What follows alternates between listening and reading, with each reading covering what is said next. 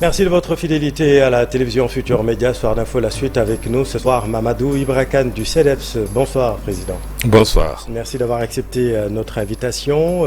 Le gouvernement du Sénégal impose donc désormais l'arrêt immédiat de la diffusion, de la parution et du partage de contenus non conformes aux règles établies par le Code de la presse. La Cour suprême va être donc saisie d'un recours en annulation de l'arrêté ministériel du 22 avril, mais aussi d'un référé en procédure d'urgence. Expliquez-nous où se trouve l'illégalité dans la mesure où l'arrêté se réfère au Code de la presse.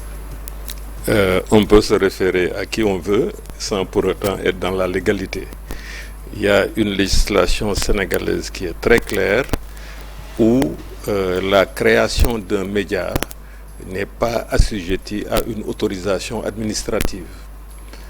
D'une part, d'autre part, la cessation de parution d'un média est subordonnée à une décision de justice. Ce n'est pas le fait d'une autorité politique comme le ministre de la Communication. Par ailleurs, l'autorité administrative peut, en cas de trouble à l'ordre public ou autre considération, mettre fin de manière provisoire ou permanente à un média, à la parution d'un média ou à la diffusion d'un média. Mais en aucun cas, nulle trace de l'interdiction d'un média, autant de l'autorisation d'un média que de l'interdiction d'un média par le ministre de la Communication. Donc c'est sur ça que nous nous fondons pour dire que c'est un acte illégal, que c'est un acte donc arbitraire qui sera attaqué devant les cours et tribunaux parce que malheureusement le régime en place depuis le 24 mars 2024 a multiplié les actions en violation de la liberté de la presse. Donc c'est pourquoi aujourd'hui le secteur de la presse est sous tension depuis la nouvelle alternance politique et malheureusement aucune action positive n'a été développée par le ministre de la Communication. Au contraire, c'est comme s'il y avait un dessein inavoué mais qui se confirme par les faits, la volonté d'extermination de la presse privée au Sénégal. Mais l'organisation du secteur a toujours été demandée par les professionnels des médias. Est-ce que c'est dans cette optique, et c'est dans cette optique que le ministère actuel s'est lancé, où se trouve réellement le problème selon vous? Dans la mesure où, encore une fois, les médias sont régis par le Code de la presse. Oui, les médias sont régis par le Code de la presse et tout l'arsenal du droit positif sénégalais. Nous-mêmes, acteurs des médias, et plus particulièrement le patronat de la presse qui a participé à la conférence nationale pour l'élaboration d'un projet de Code de la presse, c'est nous-mêmes qui avons demandé l'assainissement du secteur de la presse. Et les articles ont porté sur l'accès à la profession de journaliste ou de technicien des médias. C'est ça qui nous vaut aujourd'hui. Même de création d'entreprises de presse. Oui, d'abord. Non, le premier point, c'était par rapport à l'accès à la profession. Absolument. Donc, on a demandé que l'accès à la profession de journaliste ou technicien des médias soit défini avec un diplôme d'une école de journalisme reconnue par l'État du Sénégal. De la même manière, nous avons proposé l'introduction du concept d'entreprise de presse. Parce qu'avant, dans la loi 9604 qui nous valait Code de la presse, c'était le concept d'organe de presse. Mais avec l'évolution du milieu économique de la presse, ce sont les entreprises de presse qui sont en fait éditeurs de supports comme la radio, le journal, site internet ou bien la télévision, etc. Donc en fait c'est nous qui avons demandé ça parce qu'un homme d'affaires, il n'aime pas l'anarchie. Un homme d'affaires veut que les choses soient bien cadrées, bien modelées. Et c'est dans ce sens que d'abord il y a eu la création de la Commission nationale de délivrance de la carte de presse.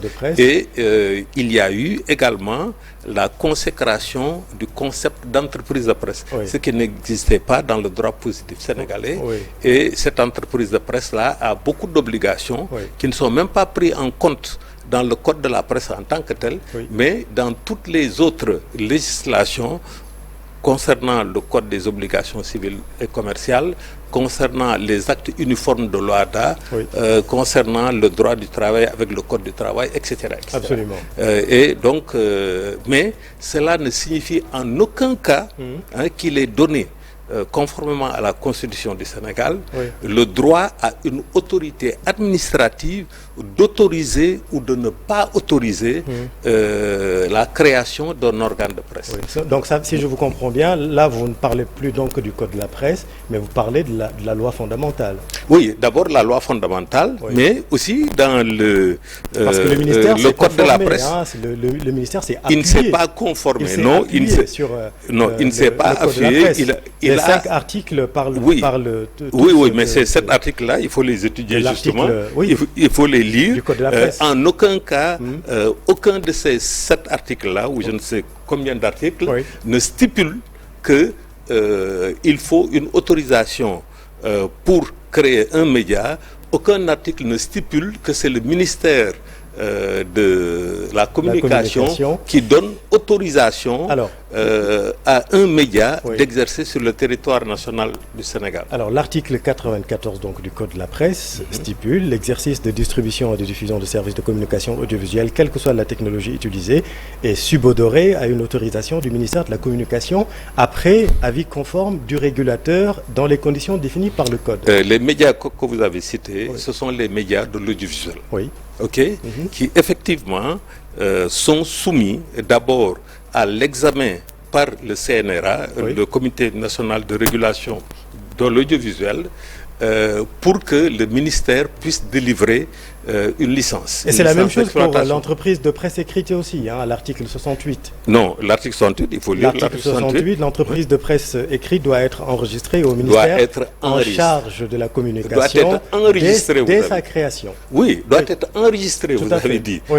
Mais ça ne veut pas dire que là, on va obtenir une autorisation, une licence ou quoi que ce soit. Donc, c'est un amalgame qui est fait par le ministre de la Communication. Donc, la difficulté concerne, vous voulez dire seulement les entreprises audiovisuelles? Non, la difficulté ne concerne pas les entreprises de l'audiovisuel. Les entreprises de presse audiovisuelle, pour qu'elles puissent exister, elles doivent formuler une demande au ministère de la Communication, ministère de la Communication qui transmet le dossier pour étude au niveau du CNRA. Et le CNRA, dès lors qu'il étudie et valide donc l'organe de l'audiovisuel, cela vaut en quelque sorte autorisation donc d'émettre. C'est dans ce sens que les organes de l'audiovisuel, que ce soit la radio ou la télé, signent maintenant une convention avec le CNRA et un cahier de charge. Et c'est ce que les 391 entreprises ou 80... alors je vais les chiffres importants. C'est important de donner c'est plusieurs centaines. Le bon chiffre, une centaine, mais c'est 381, pardon. 381 entreprises concernées, exactement. C'est ce qu'elles n'ont pas fait, ces entreprises? Non, la plupart de ces entreprises-là, il y a certaines qui relèvent de la presse écrite, qui sont des journaux ou bien des magazines qui ne sont pas soumis à une autorisation. Ils doivent simplement se faire enregistrer. Là, c'est là où se limite la compétence du ministère de la Communication. De la même manière, il y a maintenant un flou concernant les sites d'information qui sont qu'on assimile en réalité à des organes de la presse écrite.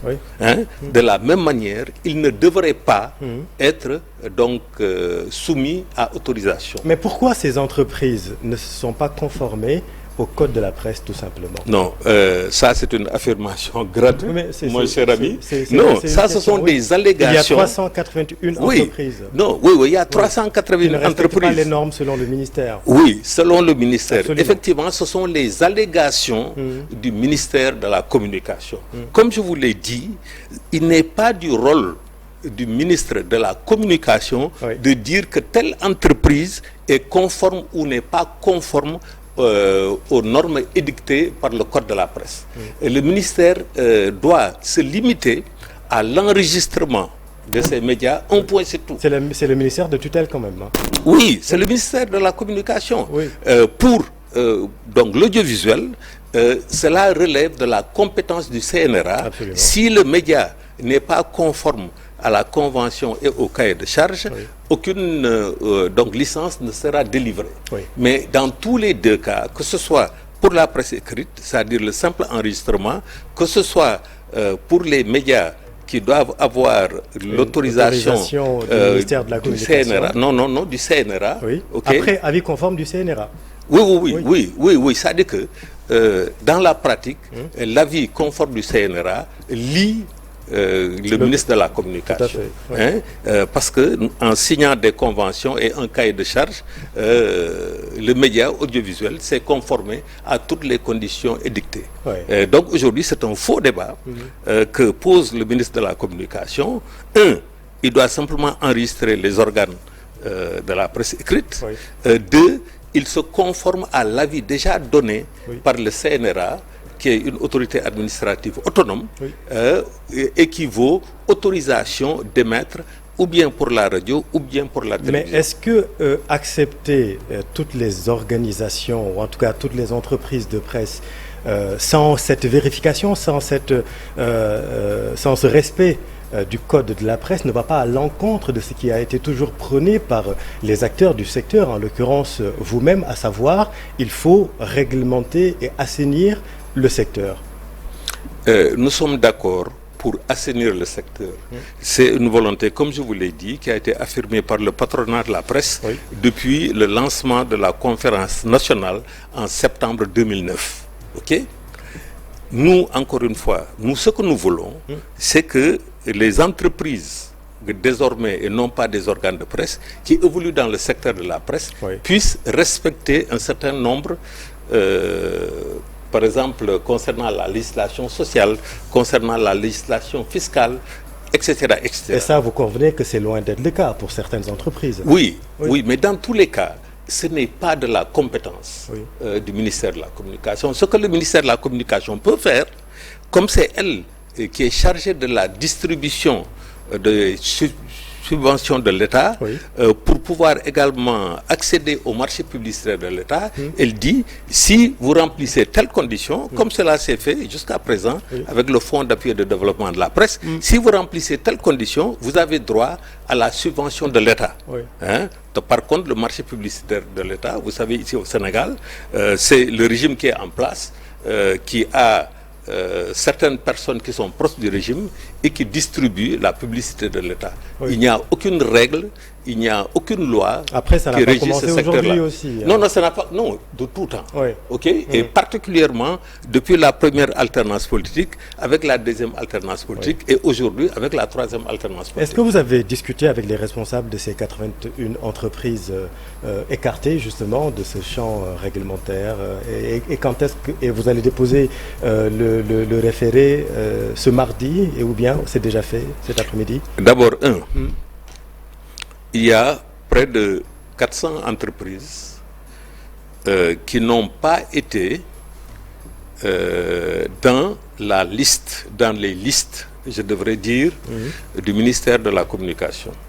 Une première liste où le ministère a dit liste des entreprises de presse et des médias qui sont reconnus par l'État du Sénégal et qui ont le droit d'exercer sur le territoire sénégalais.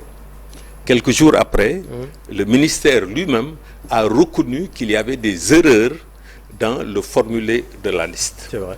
Mais attention, c'est bien des médias qui sont reconnus par l'État du Sénégal.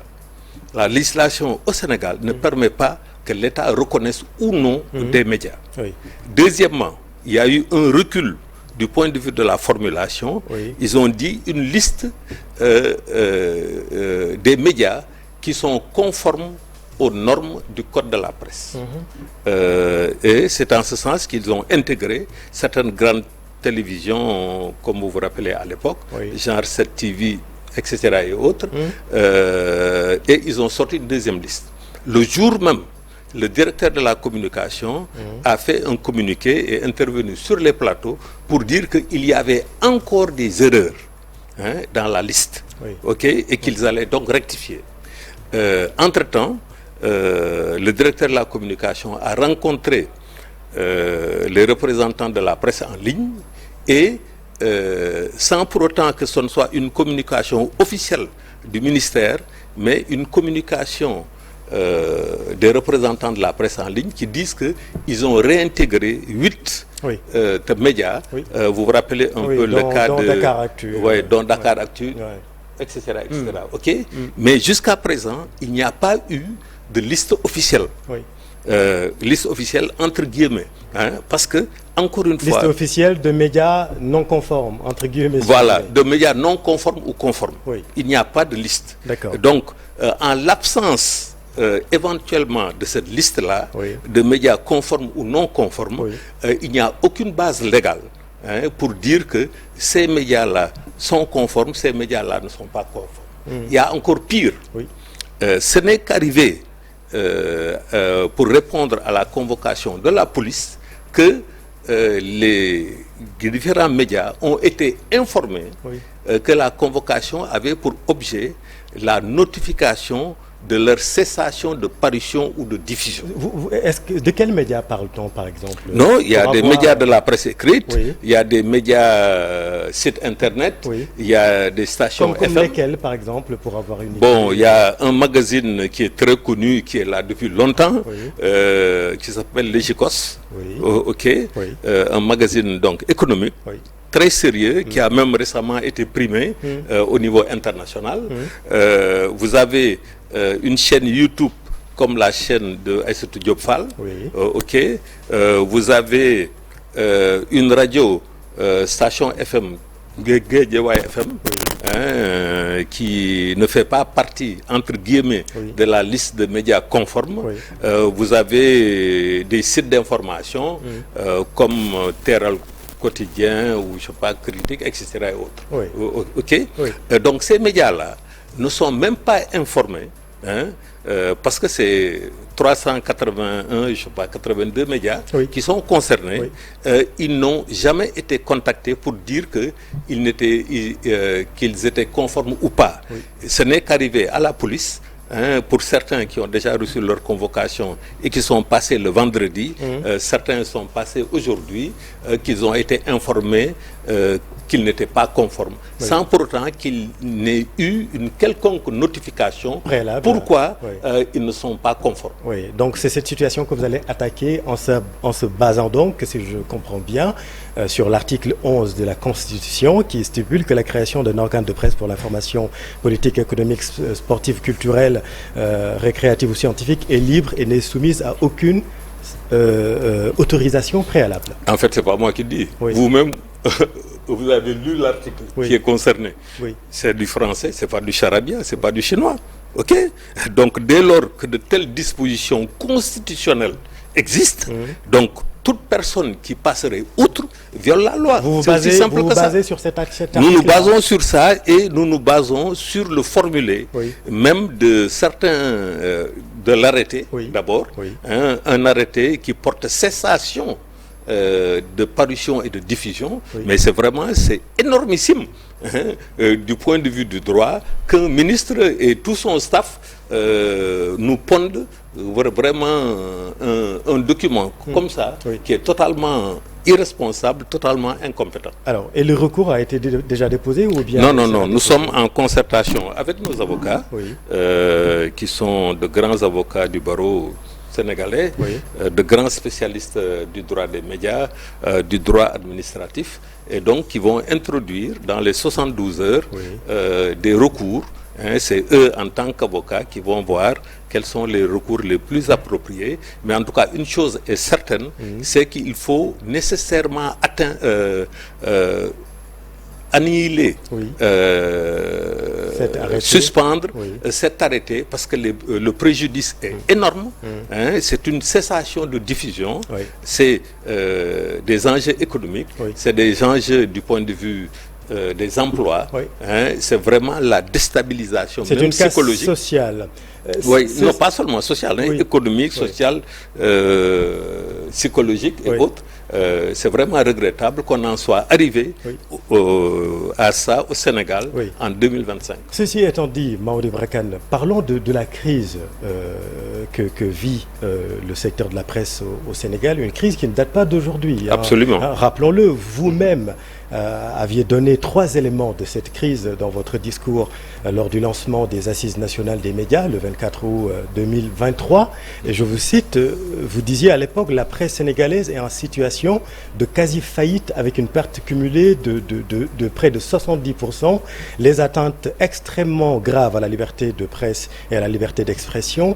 Et aussi, vous parliez de la mutation technologique que n'ont pas réussi les entreprises de presse sénégalaises. Tout cela pour dire que, en réalité, ce n'est pas la faute du nouveau régime si la situation s'est aggravée aujourd'hui.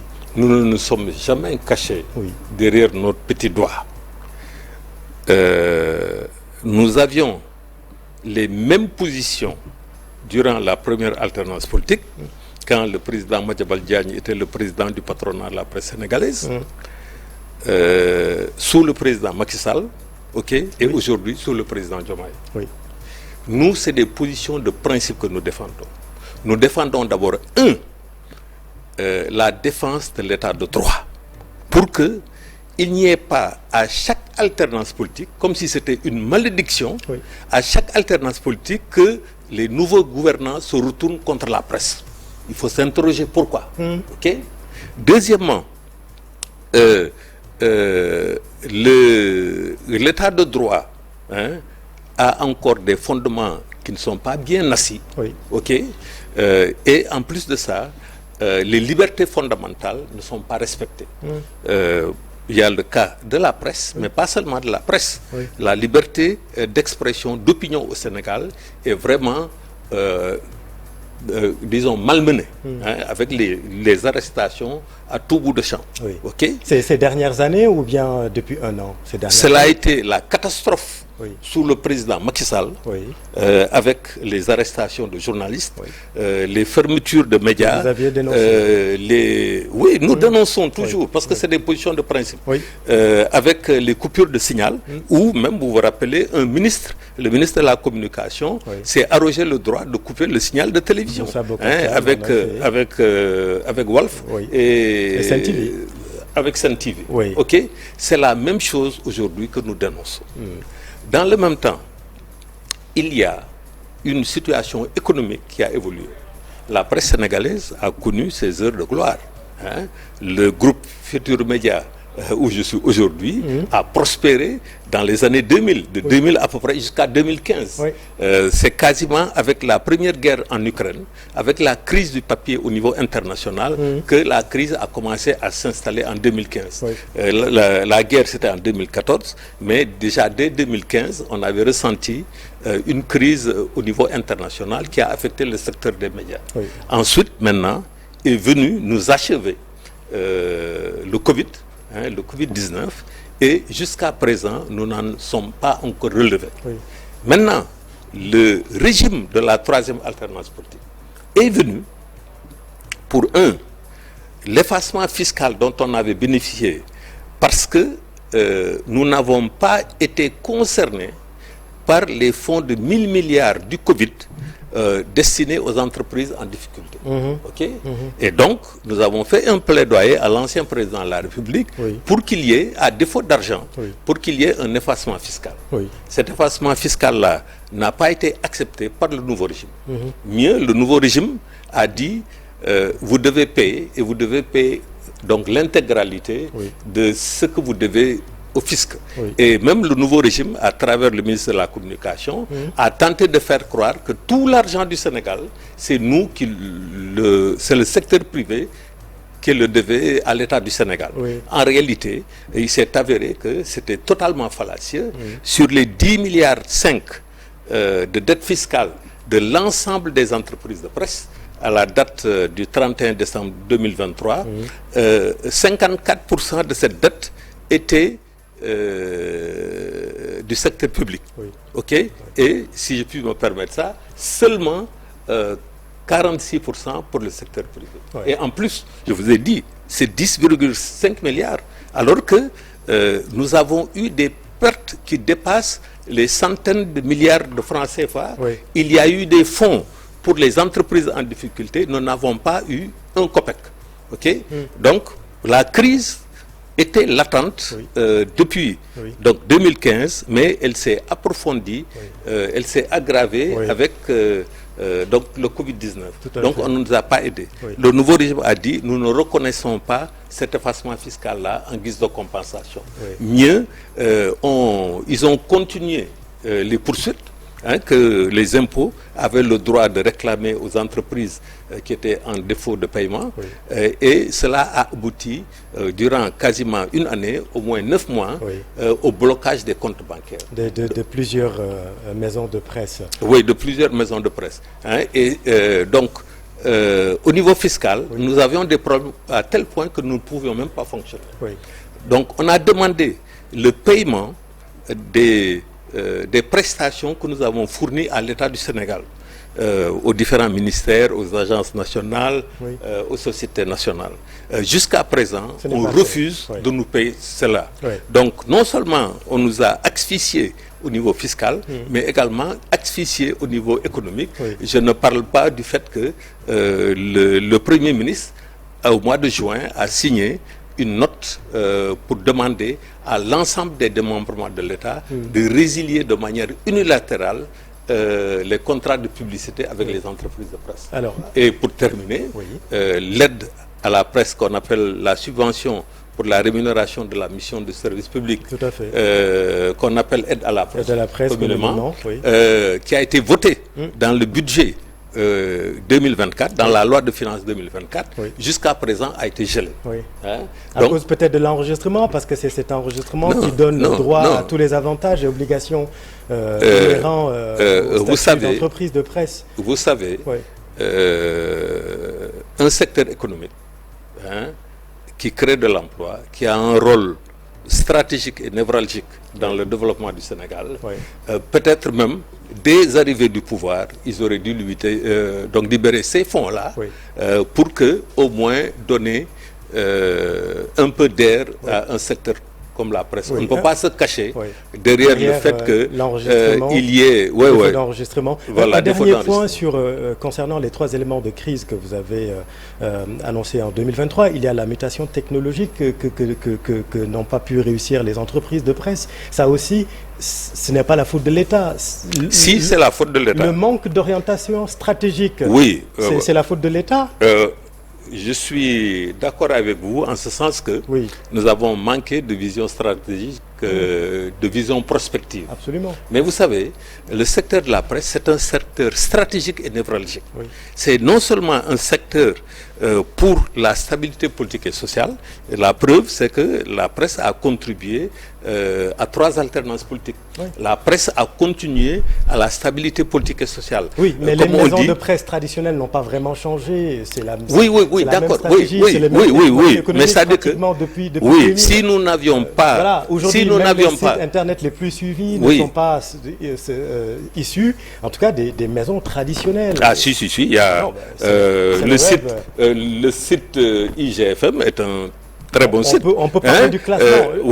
Être un bon site. Oui, mais c'est-à-dire que ce n'est pas forcément la même chose. Ce que je veux vous faire comprendre, nous, en tant qu'acteurs économiques, les maisons traditionnelles n'ont pas su faire la mutation nécessaire. Absolument, je suis d'accord, mais la même place. Ce n'est pas de notre seule responsabilité. Sur le digital. Si aujourd'hui il y a des accidents de la circulation, c'est autant la faute des entrepreneurs routiers que la faute de l'État du Sénégal.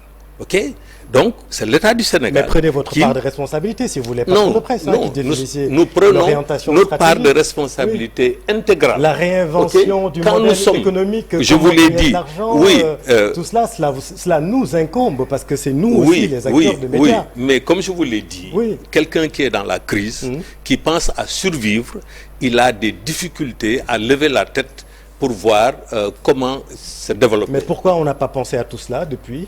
Non, depuis, mais parce que nous étions dans la crise. La gestion, c'est de la planification aussi. On savait qu'avec le digital, ça allait changer. Les patrons de presse, les patrons d'entreprises de presse, est-ce qu'ils ont fait le travail nécessaire pour toujours s'en sortir? Certainement pas, parce que la situation que nous connaissons aujourd'hui, comme je le dis souvent, nous, médias sénégalais, nous sommes au XXe siècle, alors que le monde est au XXIe siècle. Tout à fait. Nous n'avons pas fait ce travail-là, mais y compris parce que nous étions en crise économique et sociale, en crise financière, mais également nous n'avons pas eu l'appui de l'État, d'un État visionnaire. Parce que comme je vous le disais, nos médias sont importants, non pas seulement pour la situation nationale, mais pour l'image du Sénégal à l'international, pouvoir regarder le monde à travers les yeux des Sénégalais et non pas à travers les yeux des étrangers. Parce qu'aujourd'hui, dans le monde où nous vivons, le monde du XXIe siècle, c'est l'information qui est l'arme principale de domination et de concurrence entre les États. Donc, il faut que nos États comprennent cela et non pas considérer telle télévision, telle radio ou tel journal comme un opposant politique. C'est un peu de la courte vue. Aujourd'hui, nous avons besoin de médias forts et tant que nous allons enfermer nos médias dans nos frontières nationales, cela n'est pas profitable pour le Sénégal. Merci beaucoup, Mamadou Ibra Kane. Je vous en prie. Président du CEDEPS. Merci à vous, chers téléspectateurs. Restez avec nous. Vous êtes au bon endroit.